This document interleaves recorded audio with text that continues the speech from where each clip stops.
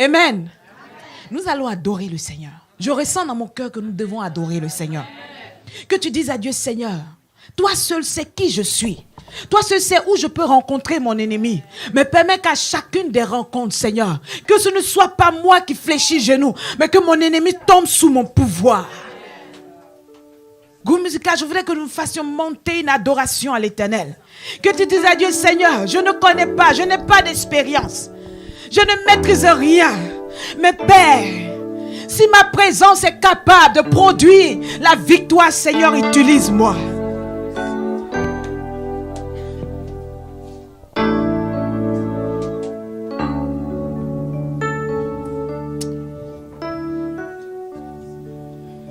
Tu es bon, Seigneur. Tu ne cesses de nous encourager. Tu ne cesses de nous dire que nous avons de la valeur. Même quand la vie nous dit qu'on ne sert à rien. Quand le monde nous met hors des batailles, tu nous dis que nous sommes capables de jouer un rôle important. Seigneur, le monde nous a fait souffrir. La société nous a écrasés. Notre passé, Seigneur, mon Dieu, nous a accusés. Mais tu ne cesses de nous dire que, Seigneur, nous sommes des éléments précieux entre tes mains.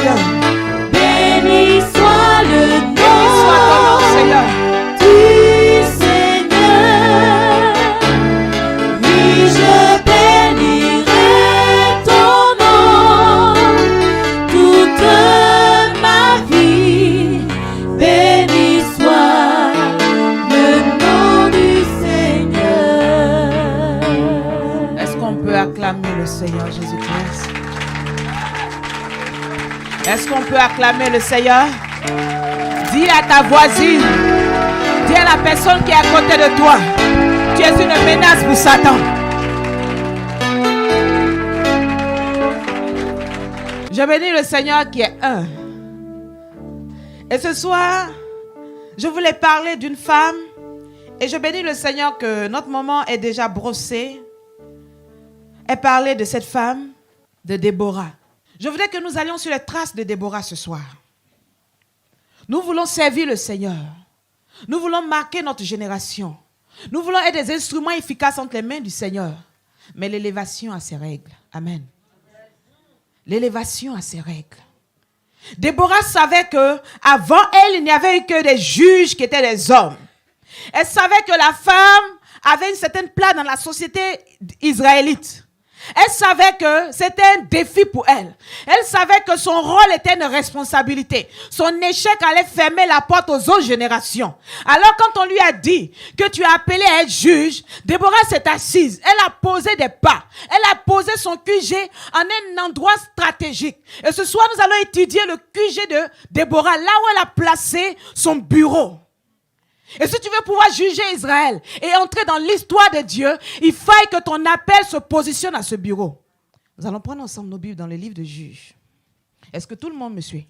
Juges chapitre 4, à partir du verset 4 jusqu'au verset 6. On peut même lire jusqu'au verset 7.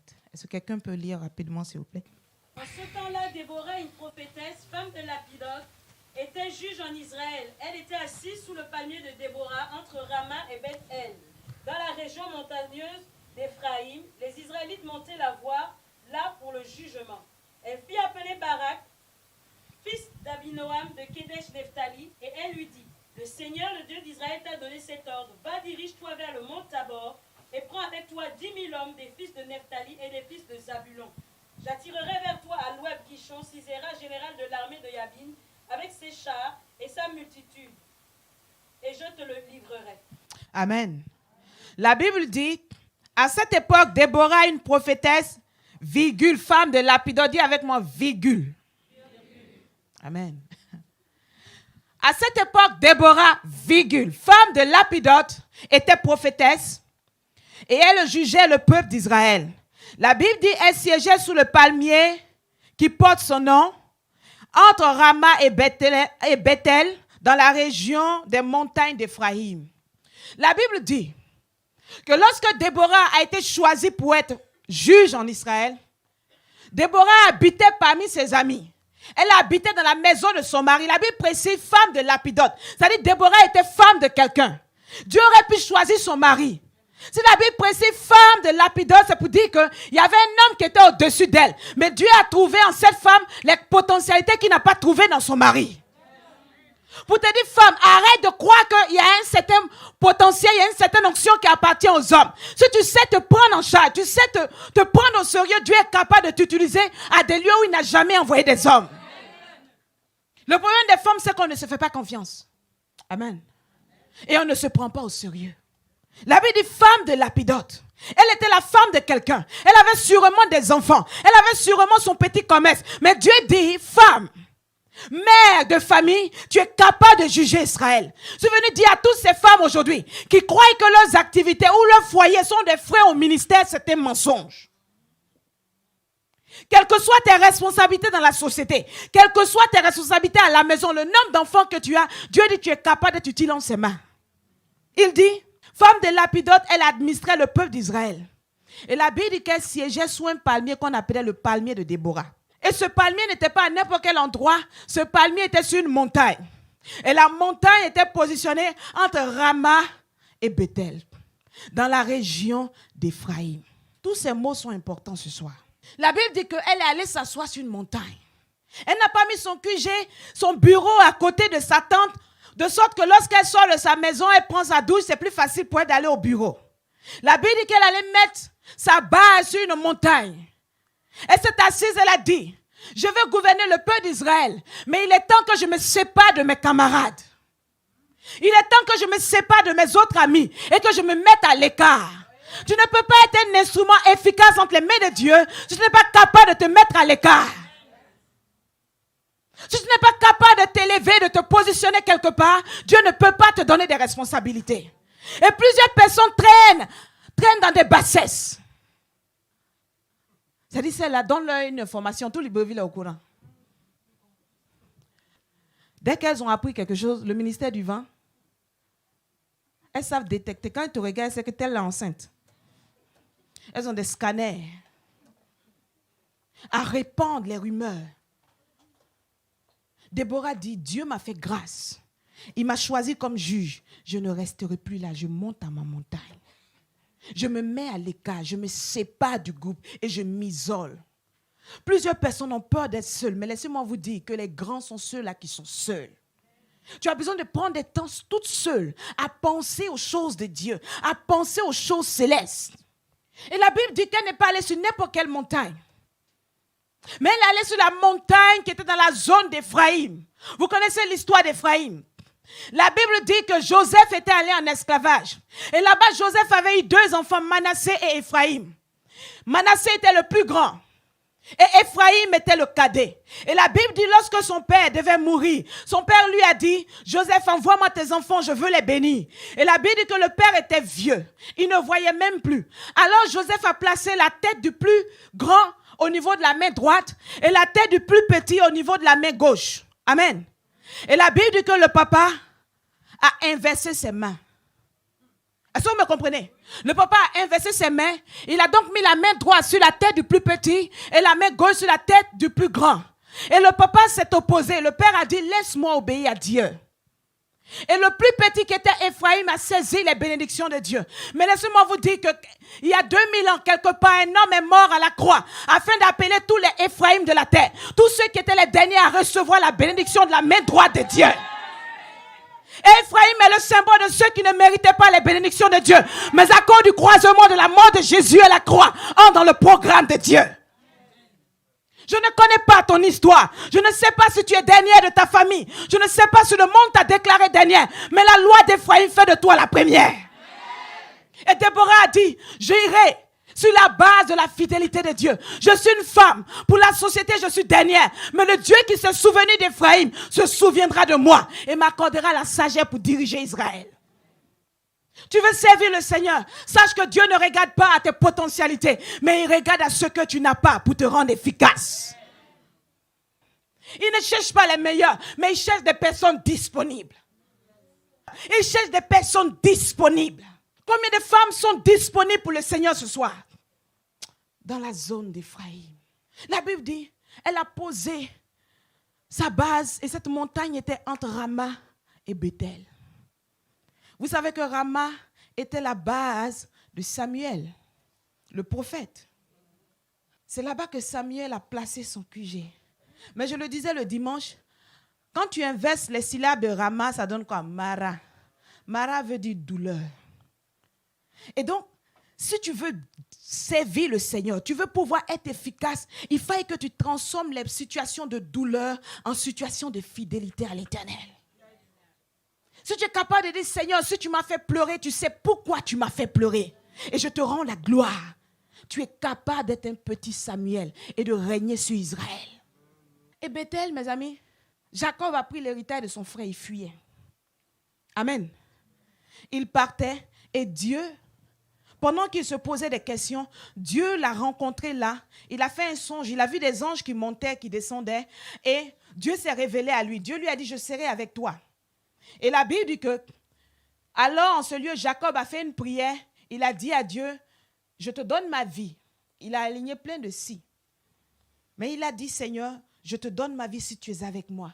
Et la Bible dit en ce lieu, il a pris la pierre sur laquelle il a dormi, il a versé de l'huile et il a appelé ce lieu Bethel. Mais laissez-moi vous dire, quand vous lisez la Bible, en ce même lieu où Dieu a rencontré Jacob, des années en arrière, Abraham avait fait une offrande à l'Éternel en ce lieu. Et quand Dieu a vu le petit-fils d'Abraham qui était en train de passer, c'était un petit-fils qui venait de mentir. C'était un petit-fils qui venait de voler. Mais l'alliance que Dieu avait tissée avec son père a crié plus fort que sa culpabilité. Et la Bible dit que Dieu s'est révélé à lui. Et donc, mes amis, Bethel est le symbole de la fidélité de Dieu. Les actes que tu as posés pour le Seigneur, Dieu n'est pas ingrat pour les oublier. Hier, tu as sacrifié ta vie pour Dieu. Il y a des hommes aisés qui t'ont fait la cour. Et ces hommes, tu as refusé d'accepter leur argent. Et tu es resté dans des moments de galère. Dieu n'est pas ingrat pour oublier. Il est le Dieu de Bethel. Il se souviendra de tes prières. Il se souviendra de tes actes. On ne peut pas servir Dieu si on croit que Dieu est capable d'oublier les actes qu'on a posés pour lui. Et la plus grande guerre que Satan te livre, c'est de te faire croire que Dieu oublie. Dieu n'oublie pas. Aujourd'hui peut être un jour qui crie contre toi, mais les actes d'hier peuvent sauver aujourd'hui. Et Déborah s'est assise. Elle a dit, je suis une femme. Il y a des moments, j'ai été coléreuse envers mon mari. Il y a des moments, j'ai eu des attitudes qui ne valent même pas. Je ne sais pas à quoi comparer. Des attitudes qui crient contre moi. Mais le Dieu qui s'est souvenu de la prière de Bethel, le Dieu qui s'est souvenu de l'offrande d'Abraham, et qui a regardé son fils, non pas par l'acte du péché, mais qui a regardé cet enfant parce qu'il a vu en lui le sang d'Abraham couler, ce Dieu sera capable de regarder en moi un sang qui a crié vers lui, qui lui a dit, Dieu, je désire la guérison d'Israël. Et la Bible dit, quand elle s'est positionnée là, Dieu a dit, je suis capable maintenant de juger avec toi. Nous voulons servir le Seigneur. Il faut guérir des plaies. Commence à interpréter autrement les situations par lesquelles tu es passé. C'est le premier message de Rama. Commence à réinterpréter ton histoire. Redonne une nouvelle version à ton histoire. Je vous ai dit hier, Satan n'a pas affaire à tout le monde. Il a affaire à ceux qui sont pour eux une menace. Et si tu comprends que c'est une bénédiction pour toi d'être passé par des moments difficiles, tu réécris ton histoire. Tu réécris cette histoire. Et ce soir, tu ne peux pas aller servir Dieu si tu n'es pas guéri de tes culpabilités. Il faut que tu réécrives ton histoire. Et la deuxième chose que le Seigneur te demande de comprendre, c'est que Dieu n'oublie pas. Je ne sais pas pourquoi je vous le dis, Dieu n'oublie pas. Il y a des femmes ici qui sont chrétiennes depuis 10 ans, depuis 5 ans. Mais le Seigneur ne peut pas oublier les temps de jeûne que tu as fait pour son serviteur. Il y a des moments quand tu rentres dans la présence de Dieu pour lui demander des choses. Arrête de pleurer, rappelle à Dieu les actes que tu as eu à poser. Dis-lui, Dieu, où es-tu? Il y a 3 ans de cela, Seigneur. Voilà ce que j'ai eu à faire. Père, où es-tu? Il est le Dieu d'Abraham. Regardez quand vous prenez le livre de Matthieu, le Nouveau Testament où on parle de Jésus. Ça commence par celui-là a engendré celui-là. A engendré. Pour finir, ça ennuie. Il y a des gens même qui n'ont jamais pu lire jusqu'à la fin. Il y a des noms dedans qui ne servent à rien. Mais vous savez pourquoi Dieu les garde? Ça veut dire que ces hommes ont servi. Le simple fait d'être fécond, le simple fait qu'ils aient enfanté, afin que Jésus puisse naître à la 14e génération, Dieu dit c'est quelque chose d'important. Et Dieu ne les a pas oubliés. Le doigt de Dieu n'oublie personne. Si simplement tu es fécond, si simplement tu peux être un instrument efficace, simplement ta simple présence dans l'église suffit pour dire aux païens qu'il y a des chrétiens encore au Gabon, Dieu dit il ne pourra pas t'oublier. Sa main écrira ton nom dans son histoire. Tu n'as pas besoin d'être un Moïse, tu n'as pas besoin d'être un Abraham. Enfante seulement et que le processus de la parole de Dieu s'accomplisse. Si tu es capable de comprendre ça, Dieu dit voilà quelqu'un avec qui je peux parler. Pendant longtemps, quand on voit les hommes de Dieu en train de manifester la puissance de Dieu, on croit que c'est des gens, je ne sais pas, qui voient Dieu chaque matin, qui a une corne sur la tête. Non, tu peux guérir les malades. Nous aurons le séminaire. Le séminaire des femmes, je vous en supplie, venez avec des malades. Ne soulevez pas, ne prenez pas vos bibles et vos beaux sacs pour venir. Est-ce qu'on se comprend? Envoyez les malades. Le malade vient, il répare, guérit. Et lui-même, il ne comprend pas ce qui se passe. On vient avec des malades. Qui est d'accord? C'est pas moi qui ai prié pour eux. Hein. Si c'est ça, si c'est sur ça tu comptes là, il faut balancer bien ta main. C'est toi qui vas prier pour eux. Je crois que Jésus est Seigneur.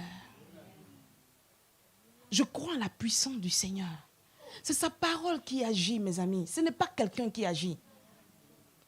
Je me souviens, quand j'hésitais à m'engager dans l'exercice du miraculeux, j'ai dit, Seigneur, et si le malade ne guérit pas? Il me dit, mais tu as quelle sainteté pour guérir un malade? J'ai dit, mais Seigneur, pourquoi tu me parles comme ça? Il dit, tu as quelle sainteté? Tes 21 jours de jeûne ou je ne sais combien de jours de jeûne ne pourront même pas suffire pour soulever une aiguille. C'est moi qui guéris. Prêche ma parole et laisse-moi faire.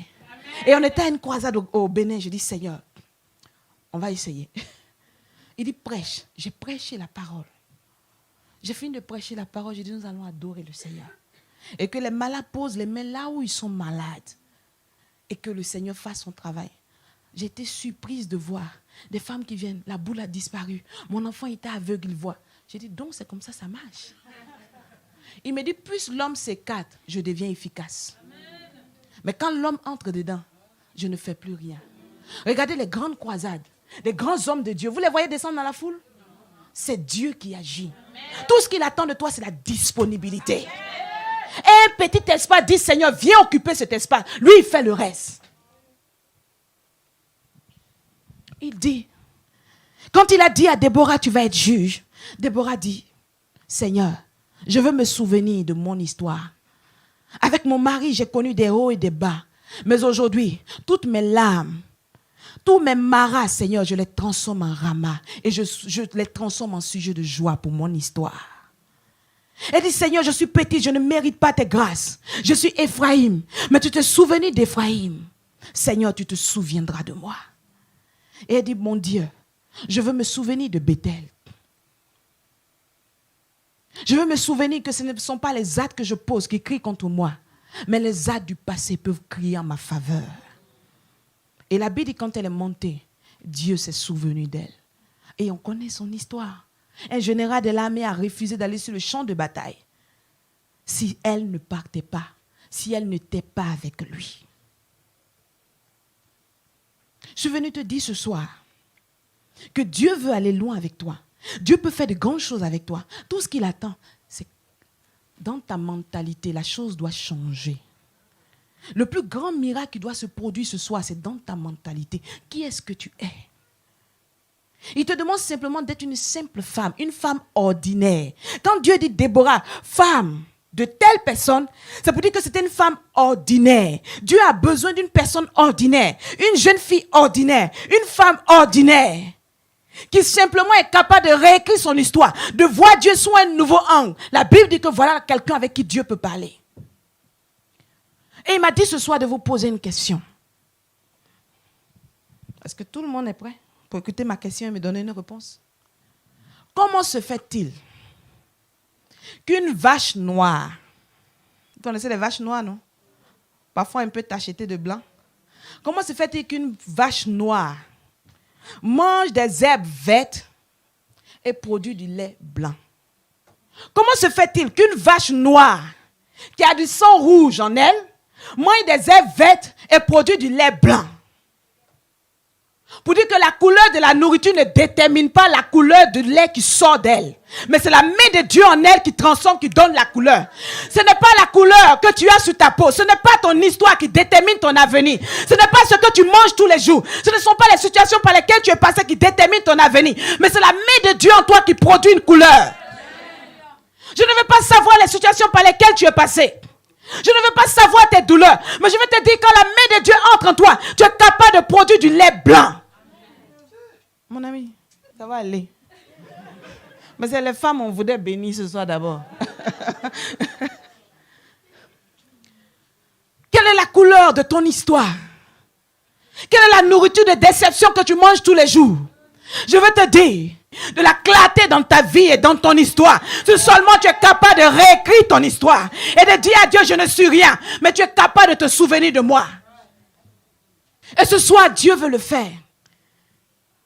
Il cherche des femmes ordinaires, des femmes simples, mais capables de voir Dieu autrement. Capables de le voir autrement. De se dire, Seigneur, si tu m'appelles à te servir, c'est une grâce. Alors, je dois bouger. Dis avec moi, bouger. Je dois quitter un point pour aller à un autre. Je dois monter en hauteur. Je suis venu te dire ce soir, il faut que tu montes en hauteur. Regardez dans le livre d'Apocalypse. Quand Dieu a commencé à révéler des choses à Jean, pendant que Dieu parlait de l'église, Dieu lui disait, écris à tel ange.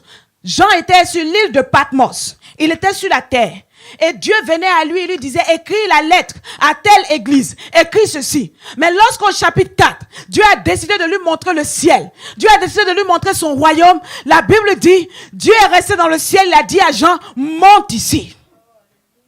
Aussi longtemps que tu seras sur la terre, tu auras des révélations humaines. Tu auras des révélations avec les problèmes humains. Mais si tu veux saisir la destinée de Dieu, il faut que tu montes.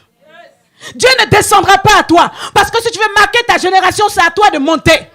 Il a dit à Jean, monte. Je ne veux pas savoir comment tu vas monter. À toi de te débrouiller pour monter. Il a dit à Déborah, je vais aller loin avec toi. Déborah est montée sur la montagne. Ce soir, femme, il faut que nous montons dans les hauteurs avec Dieu. Il faut qu'on quitte les bassesses. Regardez dans le livre d'Ézéchiel, l'armée qui est morte. La Bible dit qu'il y avait une armée dans la vallée. Mais mes amis, une vallée était un espace entre deux montagnes. La Bible dit que c'était des ossements desséchés. Quand on parle de dessèchement, c'est qu'il y a évaporation progressive. L'eau est partie un peu. Et aujourd'hui, le diable a maintenu l'armée de Dieu entre deux montagnes. La montagne de leur histoire et la montagne de leur avenir. Et ils sont au milieu. Ils sont au milieu et qu'est-ce qui se passe? Les situations chaque jour enlèvent un peu de leur eau. Et la Bible dit que l'armée meurt là. Ce soir, soit tu rétrogrades ou tu réponds à l'appel de Dieu. Mais si tu restes au milieu, tu vas te dessécher. Laissez-moi vous dire qu'il y a certaines personnes qui traversent des situations difficiles parce que Dieu ne peut pas les bénir parce que ces personnes ne sont pas au rendez-vous de leur appel. Dieu a des adresses de livraison. Il ne livre pas à tout moment, il ne livre pas partout. Et tant que tu n'es pas à l'adresse, il ne peut pas livrer. Je vous ai dit, la dernière fois le dimanche, Marie était enceinte. L'enfant devait naître à Bethléem, mais Joseph était encore en Galilée. L'enfant ne pouvait pas naître. Dieu était obligé de créer une situation, un grand recensement, pour obliger Joseph à aller au rendez-vous de la livraison de la bénédiction du monde. Et expressément, Dieu crée des situations dans la vie de plusieurs personnes, des problèmes, pour les obliger à bouger. Et tu ne comprends pas, il y a un recensement qui est opéré. Tu ne comprends pas, on parle de toi. Tu ne comprends pas, il y a des vents qui souffrent contre toi. C'est pour t'amener à monter à la montagne de prière. Et que tu découvres ton Dieu.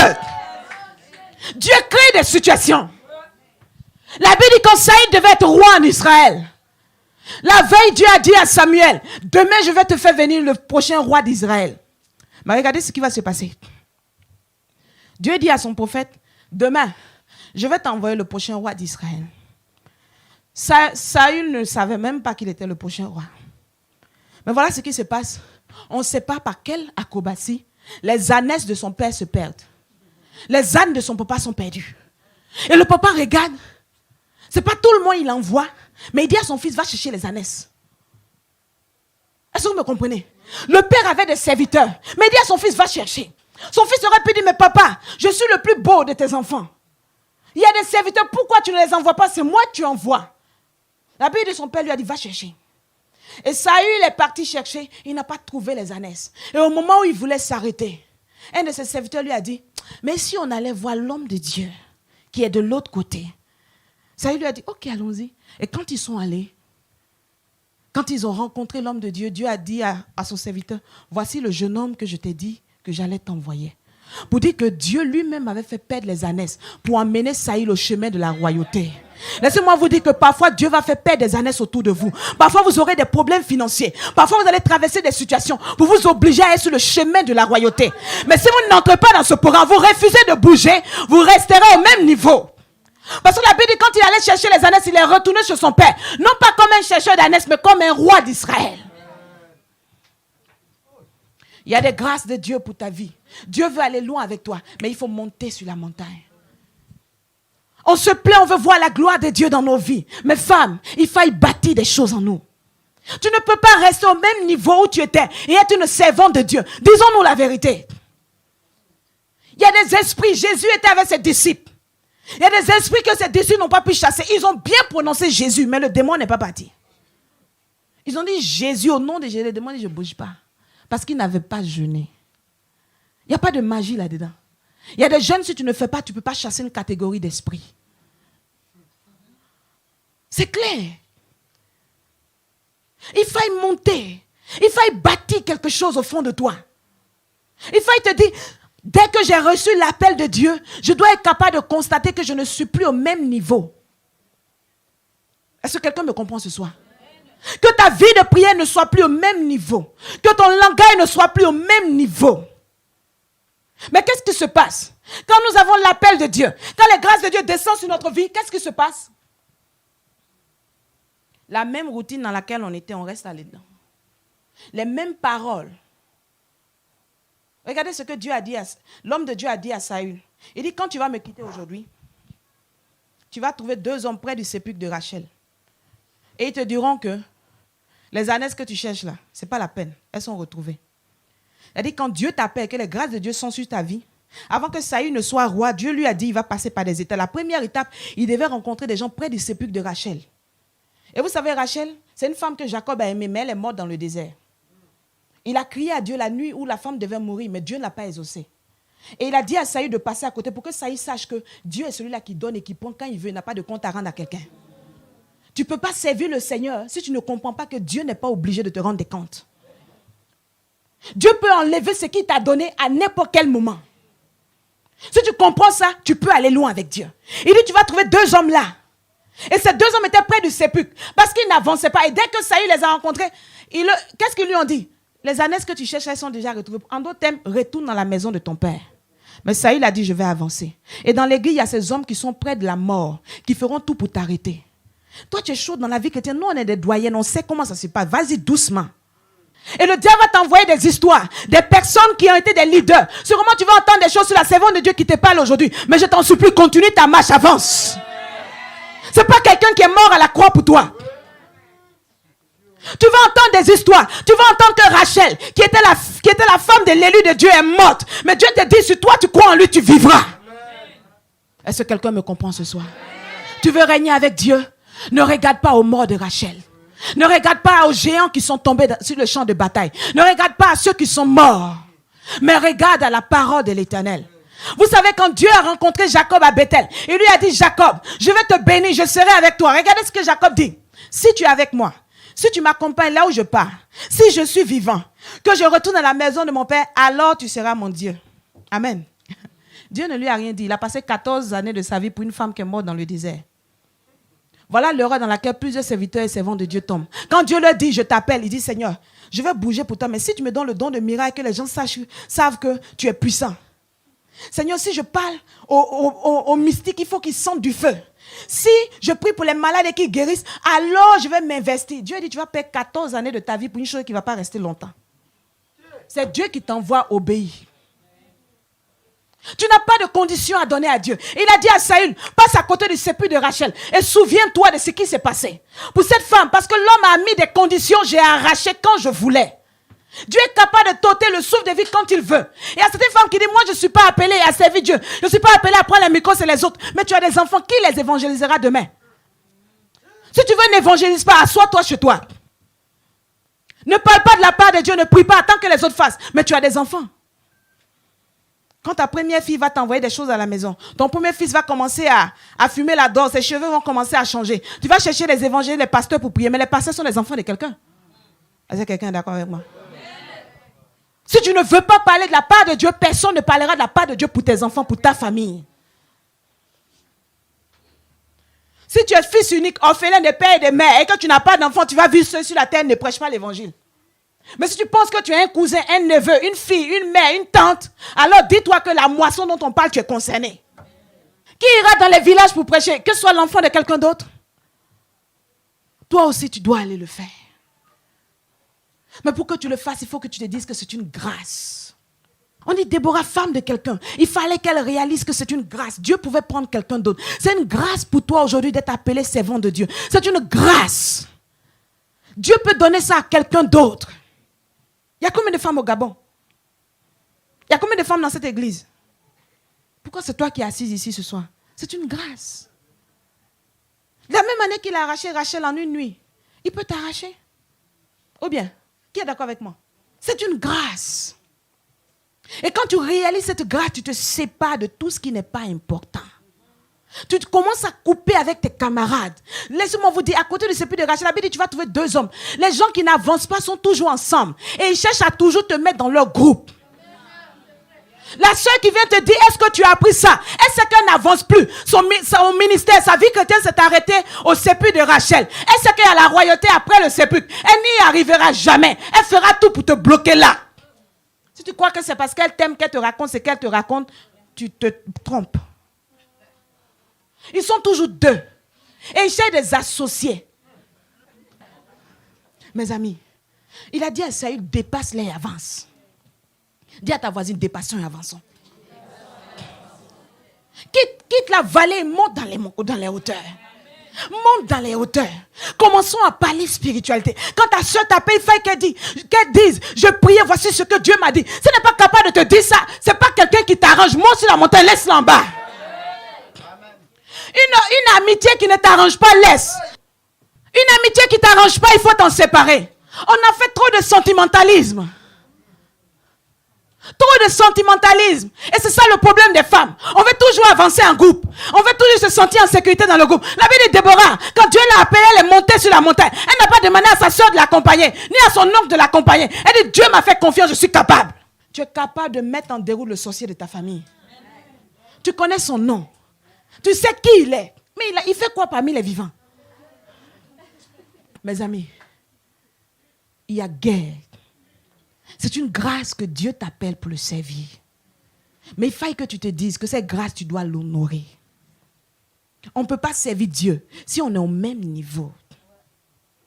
Tu ne peux pas servir Dieu si tu ne montes pas. On peut te dire des choses qui vont te faire plaisir. Mais il faut que tu te dises que Dieu a ses règles. Il y a des choses que Dieu peut te révéler. Tu vas être toujours là en train de recevoir des révélations. Oh, ma soeur, le Seigneur m'a dit, tu travailles des moments difficiles, prends courage. Oh, pasteur, vraiment, l'église va être attaquée. Ça, là, on appelle ça la révélation de la terre. Dieu dit, tu veux savoir qui je suis? Tu veux connaître quel est mon trône? Tu veux savoir le nombre de vieillards qu'il y a devant moi? Monte. Tu veux regarder des mystiques et déclarer des paroles? Monte. Tu veux donner des révélations avec précision? Monte. Tu veux parler de la part de Dieu, voir des paralytiques marcher? Monte. Qui veut monter ce soir? Et quand on parle de monter, ce n'est pas forcément aller prendre des micros. Mais il faut que ta vie chrétienne elle-même soit un danger potentiel. Je vous ai dit, il faut que tu sois un danger pour Satan. Quand il te regarde, il a peur. Qui veut monter ce soir? Qui veut monter? Parce que la Bible dit, quand Dieu a dit à Jean, monte, c'est le Saint-Esprit qui a soulevé Jean et qui l'a fait monter dans le ciel. Et cet esprit est là ce soir. Il y a beaucoup de choses dont on doit se séparer. Dieu me disait, il y a trop de bruit. Les gens parlent trop ici.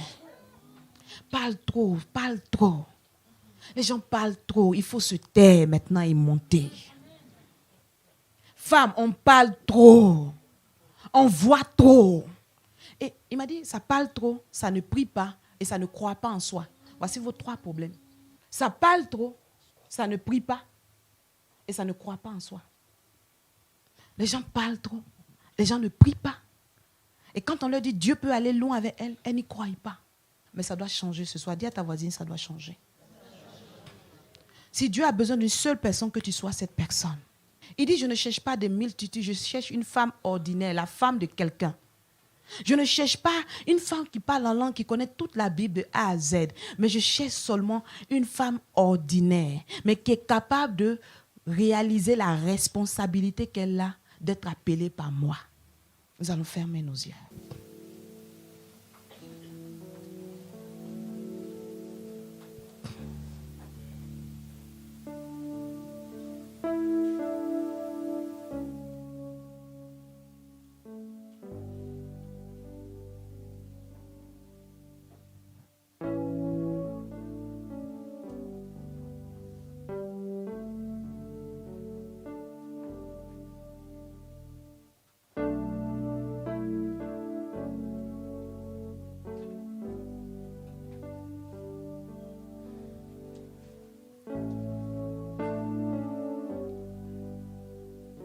Le Seigneur a soif d'une élite.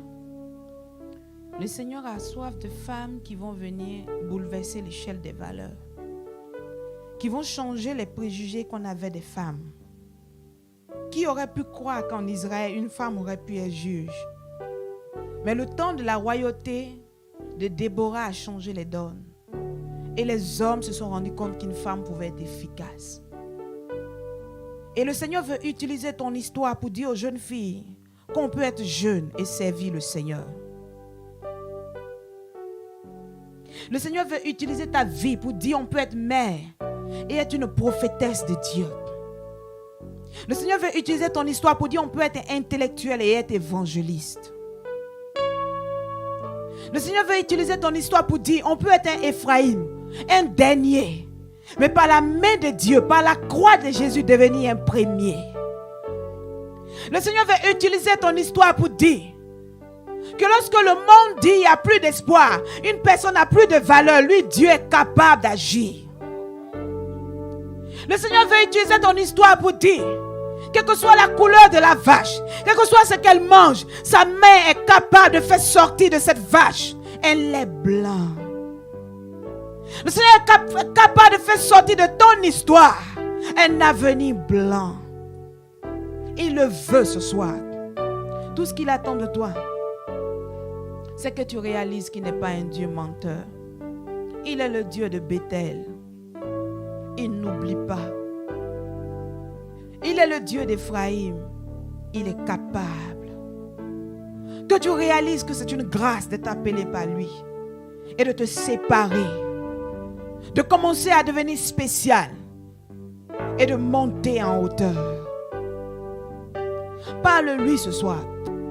Toi seul sais tout ce qui te retient dans la vallée. Toi seul sais les habitudes que tu as. Toi seul sais les paroles. Toi seul sais les amitiés qui ne te font pas avancer. Toi seul sais les sépulcres de Rachel auprès desquels tu t'es arrêté.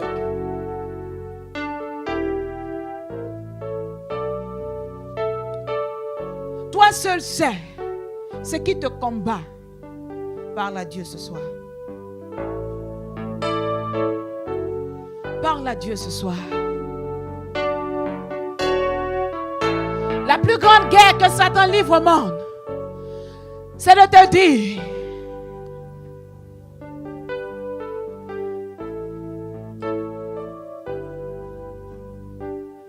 que Dieu ne peut rien faire avec un être sans valeur. Mais c'est le pire des mensonges. Il dit qu'il est capable de faire avec toi.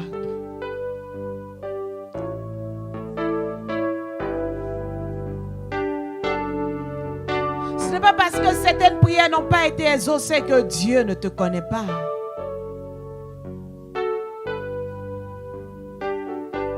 Satan est un menteur. Regarde le Gabon. Regarde Libreville.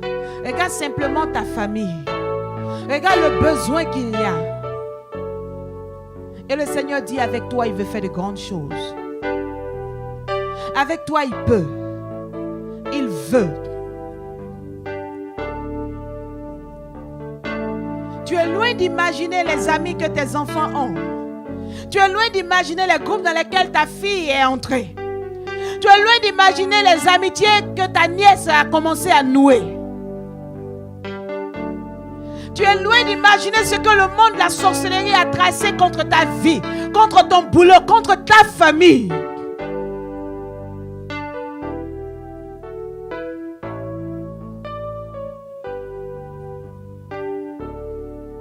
Parle-lui ce soir. Parle-lui ce soir. Parle-lui ce soir.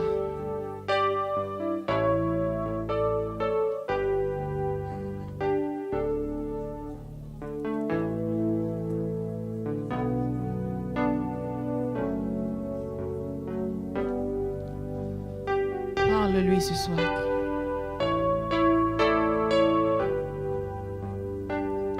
J'entends dans mon esprit, Ephraim, je peux et je veux te positionner.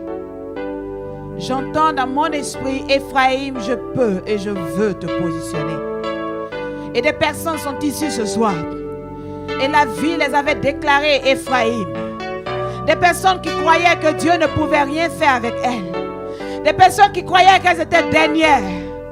Des personnes que la vie avait tellement accablées qu'elles se disaient que la cité de joie, la cité du ministère était pour les autres.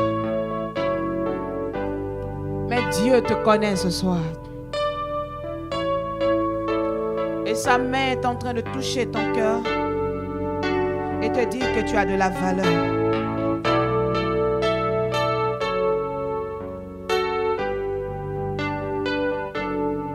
Et te dire que tu as de la valeur.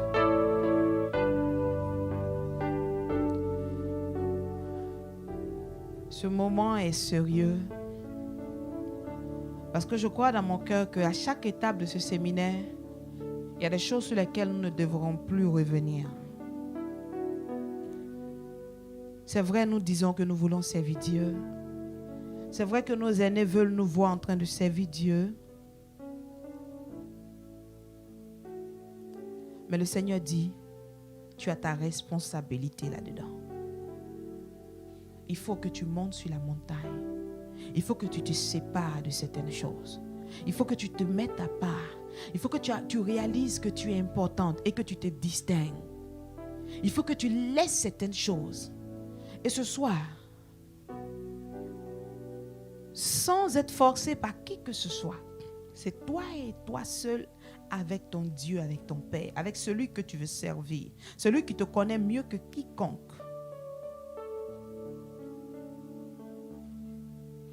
Le Saint-Esprit est en train de te dire, dans ce silence qui s'est établi, le Saint-Esprit est en train de te montrer tout ce qui a retenu l'éclosion de la grâce de Dieu dans ta vie depuis. Le Saint-Esprit est en train de te montrer toutes les paroles que le diable a envoyées. Le Saint-Esprit est en train de te montrer toutes les versions de ton histoire que le diable a envoyées, t'empêchant de changer l'histoire. Le Saint-Esprit est en train de te montrer tout ce que tu devras laisser si tu veux voir sa gloire se manifester dans ta vie. Toi seul, tu te connais. Et Dieu est grand. Dieu est un Dieu qui se respecte. Il ne t'oblige pas. Si ce soir, tu veux prendre l'engagement de t'en séparer et de monter sur la montagne de la responsabilité. Même si c'est des amitiés que tu devras laisser, même si c'est des meilleures copines que tu devras laisser, personne ne te force. C'est toi et toi seul. Dieu te connaît. Si ce soir tu veux monter et dire à Dieu, Seigneur, comme cette femme ordinaire que tu as utilisée, Si tu penses que tu peux m'utiliser, prends-moi. Mais voilà ce que j'ai à laisser, Seigneur. Je veux prendre la résolution ce soir de m'en séparer et d'être une personne différente. Sinon, ça n'aura servi à rien qu'on vienne faire des séminaires, qu'on acclame, qu'on saute. On reviendra dans 6 mois au même niveau. Et le prince de la ville va déchirer l'armée qu'on veut envoyer contre lui. Et donc, pendant que ce silence est établi, toi seul sais, si tu es prête à prendre la décision de renoncer à certaines choses et que tu sais exactement ce auquel tu devras renoncer ce soir, tu vas te tenir debout là où tu es. Et tu vas lui dire, Seigneur, voici ce que je veux laisser ce soir. Ne t'occupe pas de quelqu'un, c'est de ta destinée qu'il s'agit. C'est de ta vie qu'il s'agit. C'est de tes enfants qu'il s'agit. C'est de ta famille qu'il s'agit. C'est de ton pays, le Gabon, qu'il s'agit. C'est pas normal. Il y a certaines choses qui se passent qui ne sont pas normales. L'Église a soif. Dieu veut déverser de grâce. Et toi seul sais ce auquel tu devras renoncer. Toi seul tu le sais. Et le Saint-Esprit est en train de te montrer ces choses. Le Saint-Esprit est en train de te montrer ces choses. Ça ne sert à rien que nous puissions dire, nous voulons nous lever, nous voulons partir, nous voulons brandir la puissance de Dieu. Mais si nous ne sommes pas capables de monter sur la montagne, nous ne pouvons pas être des juges. Si nous ne sommes pas capables de monter en hauteur, nous ne verrons pas une autre dimension de Dieu.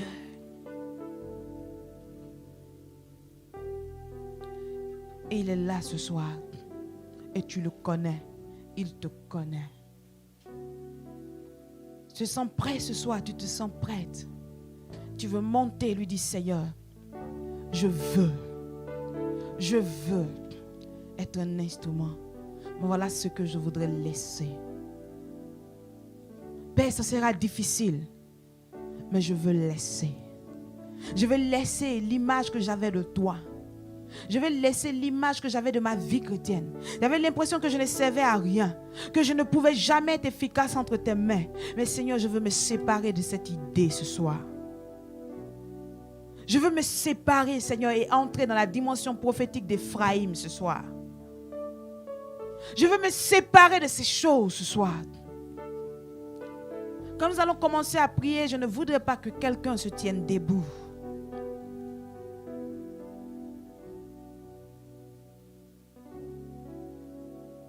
Pianiste, tu vas remonter le volume. Et toutes ces personnes qui se sont tenues debout, vous allez poser la main droite sur le cœur. Et tu vas dire à Dieu, voici ce que je veux laisser ce soir. Voici ce que je veux laisser ce soir et monter sur la montagne. Voici ce que je veux laisser ce soir et monter sur la montagne. Peu importe le prix que cela me coûtera, mais je veux le faire ce soir. Parle à Dieu, s'il te plaît.